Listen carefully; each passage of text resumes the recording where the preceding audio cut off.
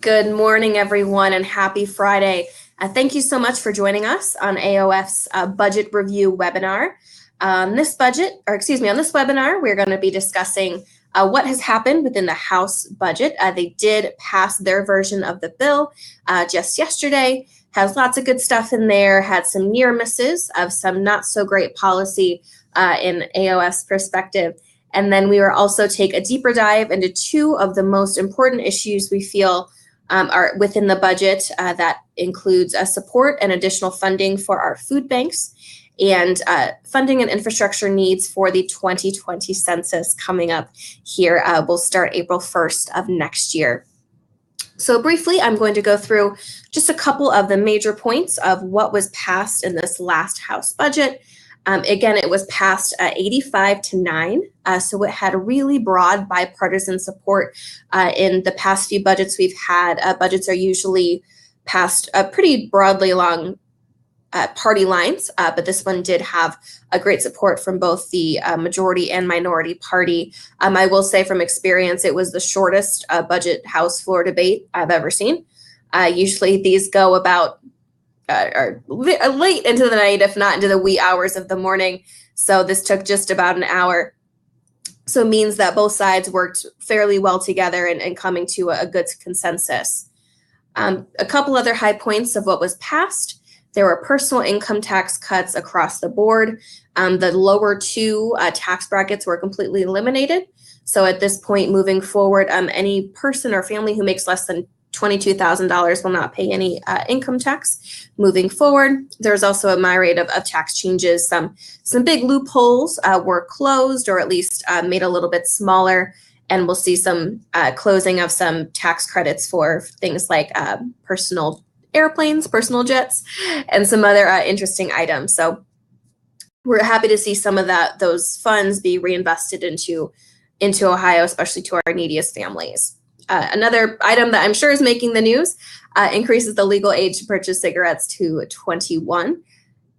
And the second big ticket item, something that we really like to support and we're very happy about, there is additional funds for education and specifically for children's services. And just a couple notes from our co-chairs here at AOF. Again, we are very thankful for the investments made in health and human service programs. However, here at AOF, a lot of the needs, especially of our neediest children and families, have been ignored for so long that we feel much more can be done to provide resources for again, our neediest children and families.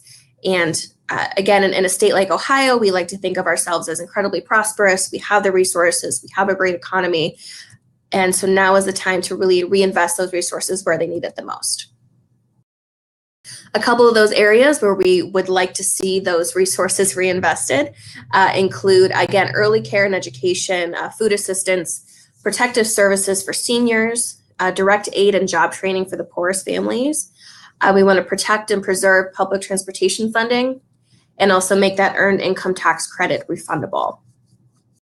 And we also want to ensure, especially in terms of early care and education, that funding for these items is from a dedicated and supported predictable revenue source. So this isn't something that's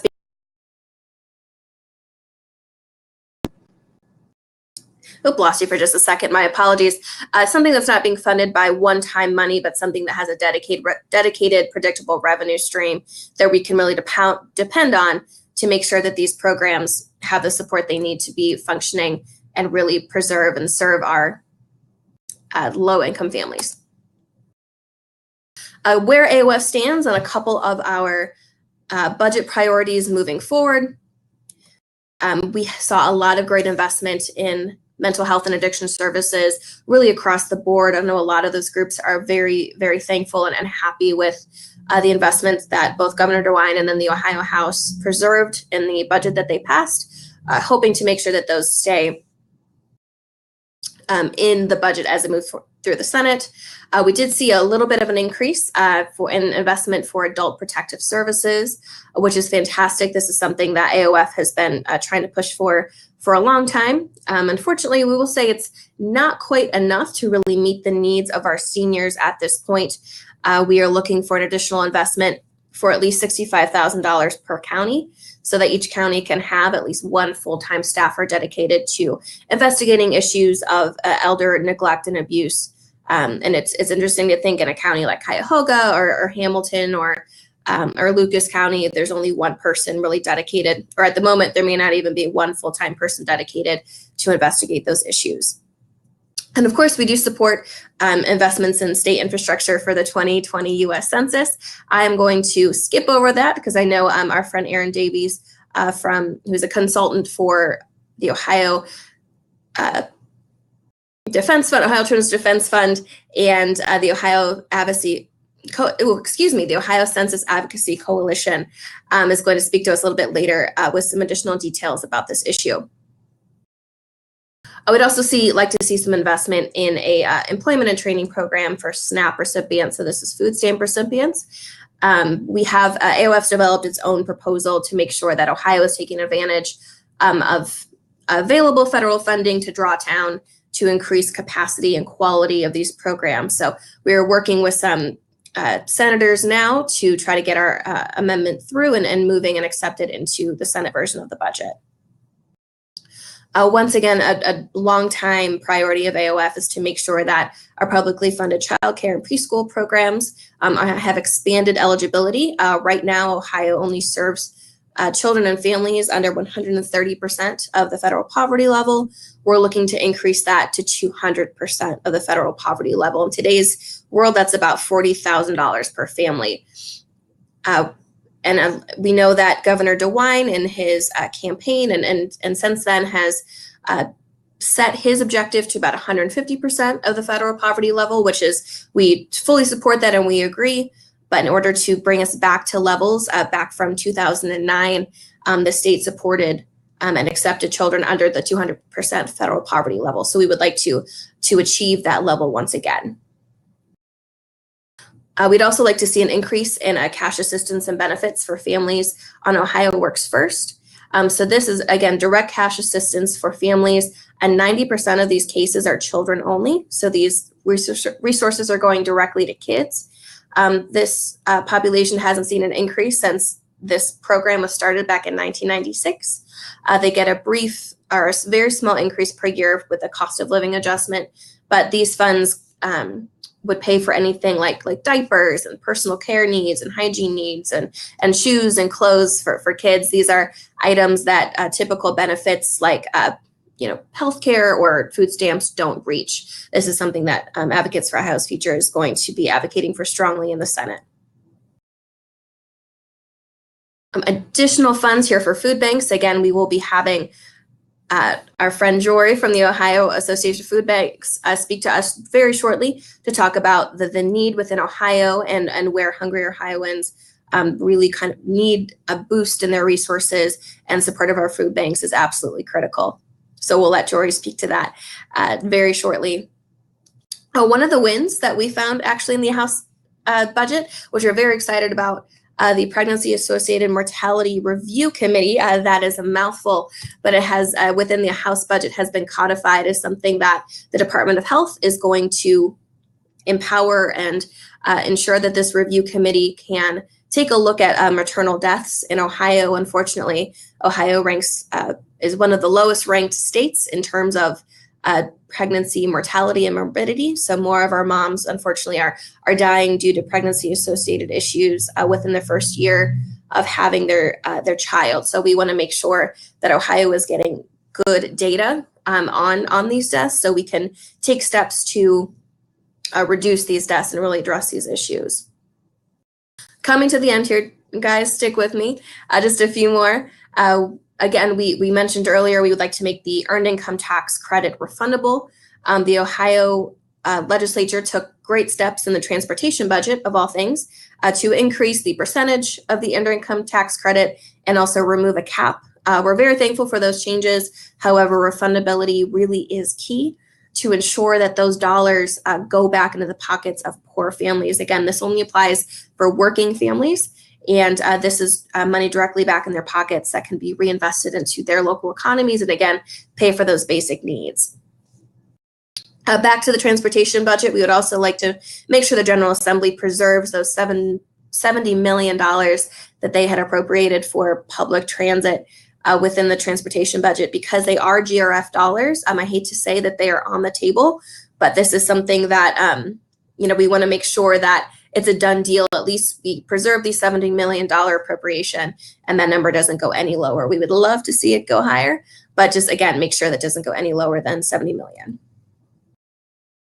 The last issue I'd like to stress, again, we had a near miss yesterday about some issues and changes pertaining to our Medicaid program. So AOF is a very strong proponent of Medicaid expansion, and we want to make sure that the program continues to exist as it does today without increased costs or premiums or changes to eligibility groups. Yesterday, there was an amendment that was inserted into the budget called the Healthy Ohio program, would institute premiums and costs for already struggling individuals and families. And then if they can't pay, would greatly diminish their coverage for some vital services such as oxygen, ambulatory services, medications, pharmaceuticals. Really what AOF believes is to be a bad choice for Ohio and would decrease care for, again, our neediest Ohioans. So we want to make sure that Healthy Ohio program stays out of the budget. We do understand that it will be considered as a standalone bill in the General Assembly starting as soon as next week. And we will work to, within that committee process and within the House, to advocate against some of those harmful provisions. Looking ahead, just a quick timeline update. Again, the House did pass their version of the budget. The Senate will continue to hold subcommittee hearings this next week. They have a full week scheduled. We don't have any updated information of when the Senate floor vote will be or when they're going to vote in committee, but stay tuned. And as of when some of their original timelines, they're looking for the conference committee process will happen, of course, after that Senate vote. For the full floor, they'll have deliberations between the House and the Senate to come to agreements the week of June 20th. And then they're looking for that conference committee vote where the House and Senate agree completely and vote on their version of the budget June 26th or 27th. So that is enough for me today. Thank you so much for your attention. We are going to move forward to Jory Tony. Sorry, I may have butchered your name. My apologies. She's the Director of Communications and Management for the Ohio Association of Food Banks, and she's going to take us away about and talk to us about the hunger needs of our families in Ohio. Thank you so much, Kelsey. That's such a robust update. Clearly, there are so many priorities that we're all as a community working on, and we're just thankful for the opportunity to spend a little time today talking with all of you about the issue of food insecurity and what we're seeking in the state budget process. Thank you so much. My name is Jory Novotny. I'm Director of Communications and Grants Management here at the association. You're probably all more familiar with our Executive Director, Lisa Handler-Fugit. I'm so excited to be with you as her stand-in today to talk with you a little bit about what's going on in our work. So first I'm going to start off by sharing with you some recent data that we've been taking a look at. So last week, Feeding America, our national organization, released its latest Map the Meal Gap report. This research helps us to understand where household incomes are falling short and leaving families unsure about how to afford enough nutritious food. So it looks at a few different things. So we'll start with the simplest level at which it looks, which is food insecurity rates. We know that's just one piece of the puzzle. And as you can see, Ohio has experienced some modest improvements in food insecurity. So we've seen since over the past couple years some slight declines in that food insecurity rate. But just to put that in perspective for you, in 2002, the food insecurity rate in Ohio was under 10%. So we're still looking at rates much higher than prior to the recession. Even in like 06, 07, prior to the recession, those rates were still more along the lines of 12%. So we're still dealing with significant food insecurity, and there's lots of reasons for that, which we'll talk about a little bit, and which I'm sure you're all familiar with. We're also struck by where we fall in the scheme of things in relation to the nation and our region of the country. The national food insecurity rate was 12.5%. So Ohio's still definitely falling short compared to the country as a whole, and even worse compared to its peers in the Midwest. The average Midwestern rate was 11.4%, and no other state in the Midwest had a food insecurity rate as high as Ohio's. With that said, the reality is that about 1 in 7 Ohioans are food insecure. And of course, food insecurity is more common among children and people living in households with children. That is pretty common sense, of course, because families have about the same paychecks coming in with more mouths to feed.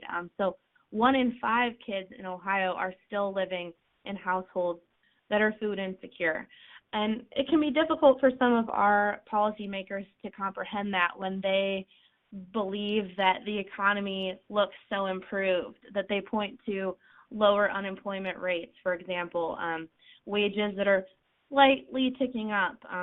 But what we know and what all of you know is that there's a lot of factors that go into a family not having enough money at the end of the month to afford to go to the grocery store and buy food for themselves, or to buy the healthy, nutritious food that they know they and their families need.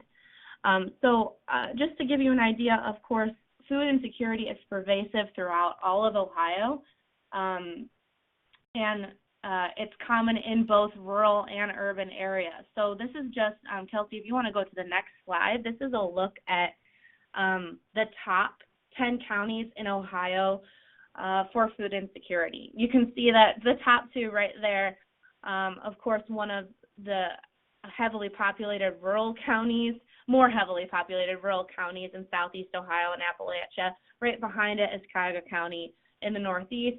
We've got most of our metros as well as a lot of our rural areas highlighted here. So you can tell that food insecurity is prevalent all over the place. I mean, we have a county in Athens County where almost 1 in 5 Ohioans are still food insecure, despite an economic recovery that we're supposed to believe has helped everyone in our state. We know that there are different factors that are contributing differently to that food security or food insecurity. So it may be that in some of our rural areas, the joblessness rates and or unreliable low-wage, contingent, and temporary work, rates of disability, all of those issues that play into food insecurity in rural areas may make that picture look worse. Whereas in some of our urban areas, it may be that folks are feeling a little bit more coming into their paychecks, but their housing costs and other household expenses are rising right along with that. So at the end of the day, our families still really aren't seeing more there to help them stretch their incomes and afford the food they need. So just a little bit more about the meal gap research. It found on average that that food insecure Ohioans reported falling about $15.50 short per person per week in affording enough food. So at first glance, it doesn't sound like that. They're saying about $15, $16 a week per person in their family they're falling short. But that adds up really quickly. For a family of 4, they're falling about $250 short a month in affording enough healthy food for their family. And what's really striking for us is that the Map the Meal Gap found that about 50% of food insecure Ohioans, that's about 829,000 people in Ohio, have incomes that make them ineligible for SNAP. So about half of food insecure Ohioans can only turn to our Emergency Hunger Relief Network, which is made up of 12 food banks and 3,500 hunger relief agencies for help. They're earning slightly too much. They are working hard every day. These are our working poor families, but they can't make those wages stretch. So just so you know, you can go to see more of this data if you're interested in learning what it looks like at your county level. It's also available at the congressional level, and then, of course, statewide, and you can also compare it to whatever comparable regions you'd like to. If you go to map.feedingamerica.org, you can look around at that data. And then we also have a press release on our website if you'd like to see what our take was on it. But we're using that to help paint a picture to our policymakers about why we're seeking out increased support for hunger relief, despite the fact that they may think things are better. So I'm just going to talk to you a little bit. I'm sure you've heard about our budget request, and I'm just going to briefly paint a picture for you about what is included in it. So when we talk about that we're seeking an additional $10 million per year in funding out of the state budget, I first want to make sure you understand that not all of that $10 million is quote unquote new money. A lot of it is existing in the detailed TANF spending plan.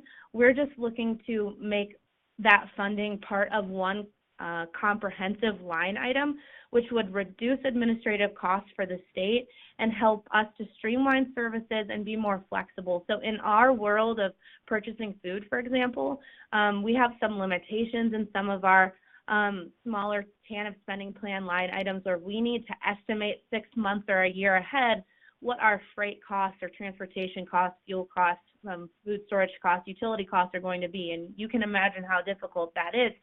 So we can be often limited in our abilities to, for example, if freight costs are higher, we have to be able to account for that. Or if we have some savings in fuel, we want to be able to pour that back into food spending. So this will help us with flexibility. It also helps us leverage additional federal dollars. So it will support not only a slight increase to our Ohio Food Program and Agricultural Clearance Program, which provides fresh Ohio-grown fruits and vegetables and protein items, as well as shelf-stable products to our 12 food banks and their 3,500 agencies, but also provide funding for the existing Governor's Summer Meals program to give us consistency with those programs. It will provide capacity building for our local agencies so that they can update refrigeration and freezer equipment so that they can get more of this fresh, nutritious food out to their families. And it will provide support for benefit outreach, including filing for tax services, free tax filing services, and SNAP outreach and other wraparound benefits outreach. Right now, we're level funded in the House's version of the budget. We were disappointed, of course, to come out of the House at the end of the day, having some hope about getting an increase, and we find ourselves approaching the Senate level funded. But we're asking for folks' support to jump in here and urge the Senate to pour more of those resources intended for low-income families into feeding them. So we have a call to action right now that's asking folks to jump in with calls and emails. And Kelsey's so graciously agreed to share that with all of you. So you'll see that coming out in a future email. So I'll wrap up here, but I just want to thank all of you for the time and for your support on this issue. Wonderful. Thank you so much, Jory. I really appreciate you giving us a deeper dive and a really good picture of where the needs are in our state. It does seem to appear, especially to our legislators, that things may look a little bit rosier than they are in some portions of our state and some of our counties. So thank you for really laying that out. And once again, we will be sending out some additional information about the call to action. So if you feel moved to speak to your legislator and share your support for this increased funding, I think that would be a great step and a great move for Ohio to ensure we're meeting the needs of, again, those neediest Ohioans. And thanks again so much, Jory. And once again, friends on the webinar, you may also ask questions and interact with us via the attendee chat. We will be monitoring that as we continue, and I look forward to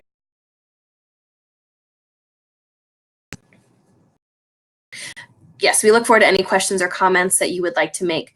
So we will move along. We have our next presenter. Erin Davies is a consultant with the Ohio Children's Defense Fund, and she's also runs and does an incredible work for the Ohio Census Advocacy Coalition. So Erin, go ahead and take us away. Great. Thank you, Kelsey, and good morning, everyone. And thanks, Jory. I think that's a really good intro to why food insecurity is such an issue, and also ties in nicely to the census work. So Kelsey, if you could go to the next slide. So the 2020 census, the census is actually mandated by Article 1, Section 2 of the Constitution. And it does a couple of things for the states that are particularly relevant for Ohio. So the census determines how many seats every state gets in the U.S. House of Representatives. It is a baseline for redistricting, and it distributes over $675 billion federal dollars to state and local governments. It also helps provide statistical support for grant application and can help communities plan for future needs. If you go to the next slide.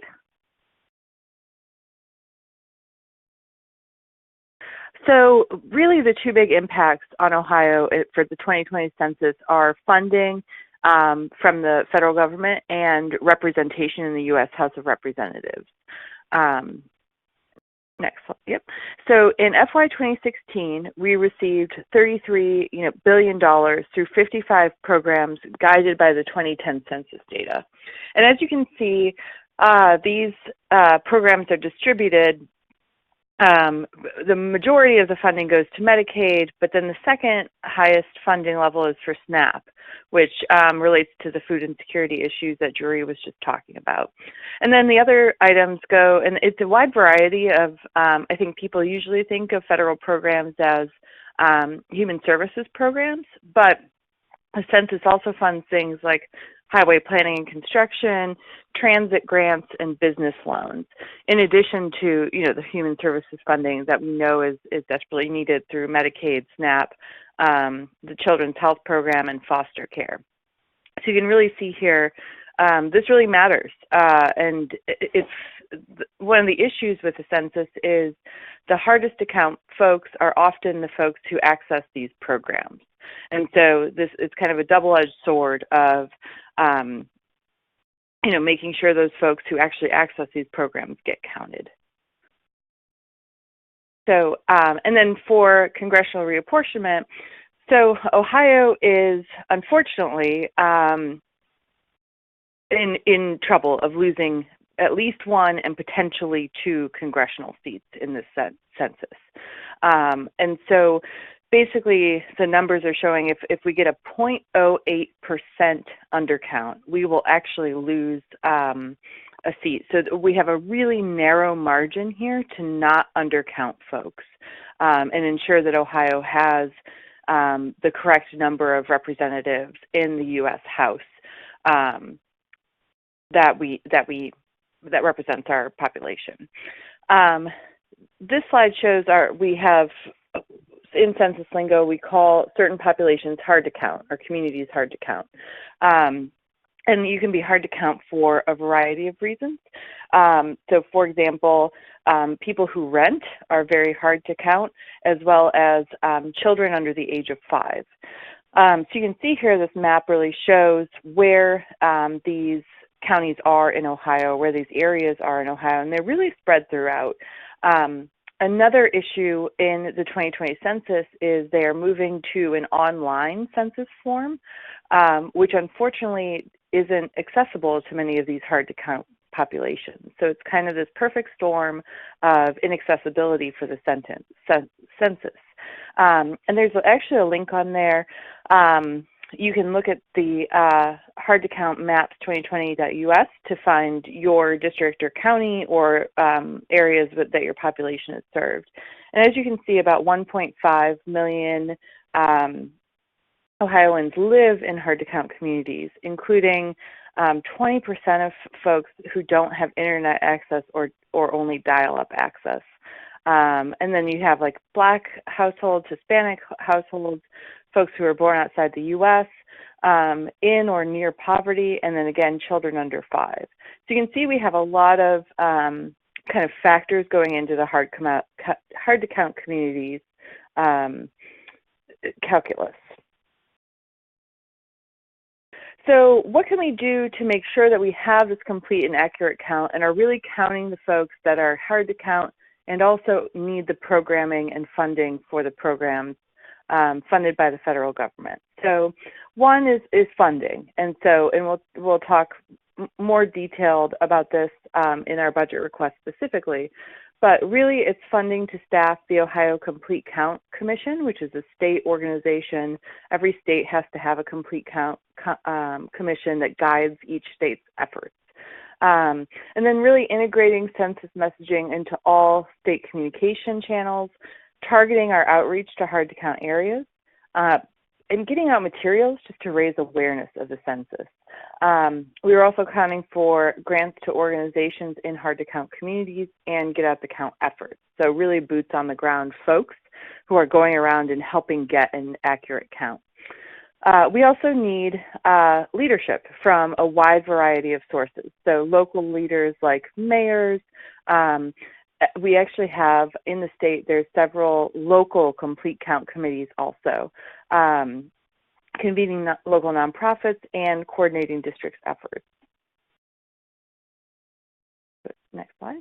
So we can skip this one, what other states have done, and we'll go straight to the budget ask. Great, so we're asking for $2.65 million to do 2 full-time positions at the state level, run statewide CCC events, and additional funding for regional planning and mapping, targeted supplemental outreach, and doing this outreach piece, and then mini grants for both hard to count communities and this creation of a statewide organization to work with hard to count communities so we make sure we're counting everyone. If you go to the next slide.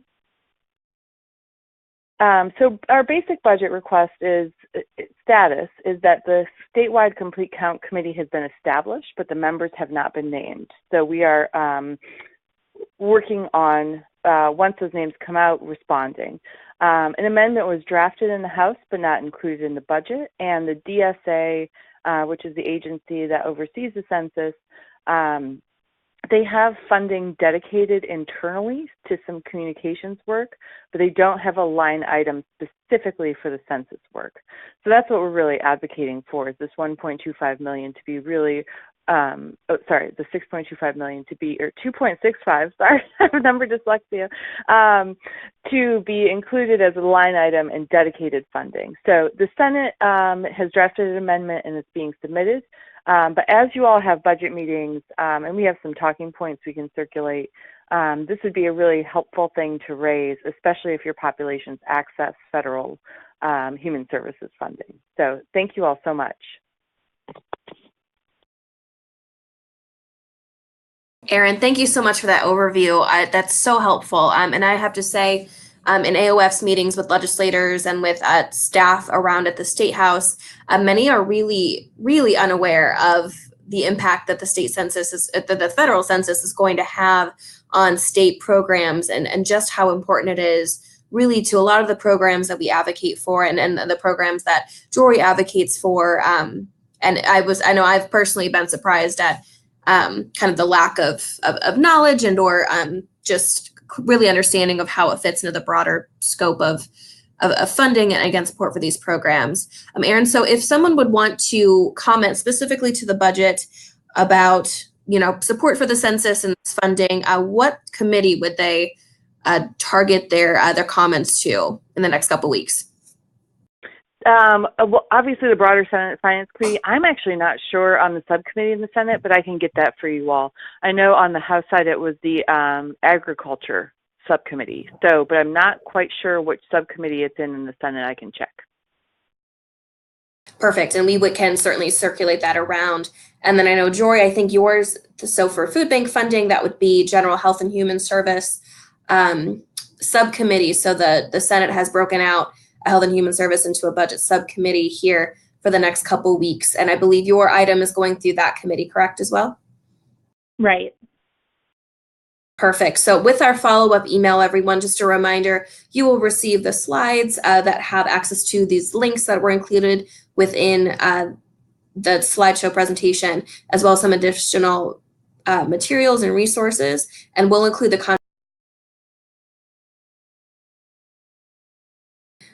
contact information for both these committees to direct your comments to, and again, some resources to make sure, again, our senators are informed of the needs and really what the asks are and why it's so important for Ohioans. So I believe this wraps us up for our planned webinar here this morning. Once again, please feel free to ask any questions via the chat function, and we'll stay on the line for a few moments to answer those questions. But again, feel free to reach out to me at AOF. My email address is included within the slides here, and you'll receive it shortly with my follow-up email. So once again, everyone, thank you so much for your time and attention this morning. Really incredible information, and I really want to thank Jory and Aaron for your incredible work and your incredible comments, and for taking the time to educate us today and let us know how we can help. Thank you.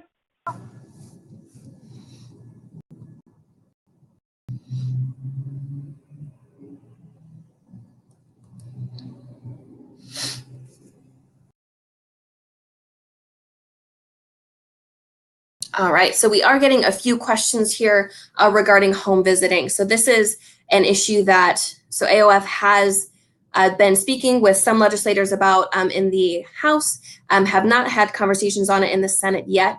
I will say a large group of our member organizations, specifically the Center for Community Solutions, Groundwork Ohio, have been having deeper conversations about home visiting in the House. We do believe that we do support the funding that is included for home visiting within the as-passed version of the House budget.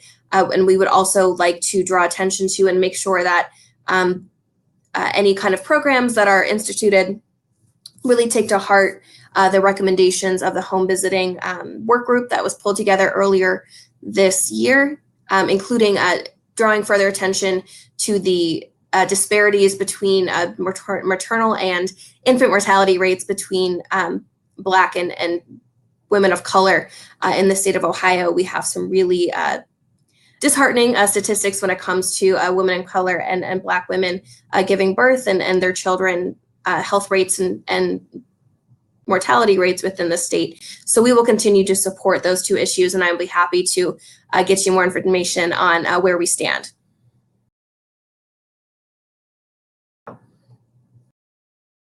Let's see here. We have a question about the EITC for Ohio tax returns. So right now, as it stands in the as-passed version from the House, the EITC is not refundable. That is something that we will continue to advocate for and fight with our partners, specifically at Policy Matters and the Ohio Poverty Law Center, to make sure that EITC is refundable. We understand, there's some negotiations can happen. Right now, the percentage is at 30%. That was just changed in the House, in the transportation budget. So we understand if some of those percentages or maybe a tiered system could be implicated so that the EITC could become refundable as we move along. I know this is something a few House members really fought for in deliberations in the House. And this is, again, we're going to continue the fight in the Senate.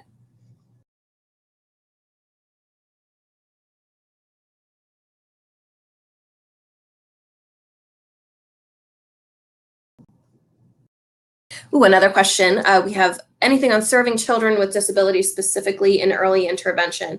So this is something that Advocates for Ohio's Future has not taken a strong position on. Not that we are against it by in any way, just we have a very broad array of subjects that we have been working on here, and I'm happy to get you additional information. I know that some of our partner organizations, specifically Voices for Ohio's Children and the Ohio Children's Alliance, have been paying attention to these issues. So we will send along follow-up information.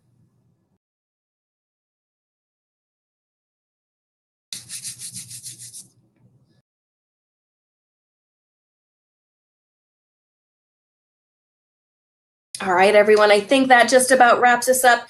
Thanks again for your time and attention, and especially your questions this morning. I really appreciate it. You'll be getting some follow-up information momentarily from me. And once again, I'd like to thank our speakers, Jory and Aaron, for their time this morning.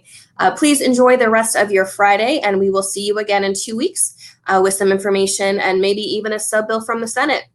Stay tuned, everyone. Have a great, fun, and safe weekend.